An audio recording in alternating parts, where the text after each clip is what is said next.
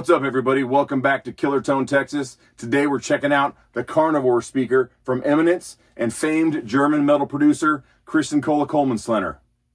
We're going to compare that speaker to my UK made Celestion Vintage 30. Now, the Karnivore is not a Vintage 30 clone, and that's not the point of this comparison. The point of this comparison is to compare the Karnivore to something that I'm totally used to. The V30 is probably the most recorded speaker in metal, at least modern metal for sure, and so is a good standard for me personally to test the speaker out. So for this test, I've decided to use a very familiar amplifier that we've all heard a million times, the Peavey 6505 Plus, 5152, whatever you want to call it. I am going to boost it with the Airis Nemesis boost, and I'm using this little 112 cabinet to keep everything the same. So I've loaded each speaker in to the cabinet and I've recorded them at the exact same spot. Now, normally in a studio when you're making a record or you're, creating guitar tones, you move the mic around as many times as you want to get the tone you're after. But today, since we're just testing speaker to speaker, I decided to mic them at the exact same spot so we can hear the difference. So we're going to check out a full metal mix where I go between each speaker a few times to get the idea. Also, we're going to check out a single note section because we want to hear it out of the context of just rhythm and chugs and hear actual single note articulation. The recording setup is super simple. It's an SM57 on this cabinet. Each speaker is loaded separately, and the SM57 goes into a Audioscape V1290 Mic Pre, goes straight into my computer. There is absolutely no EQ in or out or in the track whatsoever. What you hear is pure, raw speaker audio.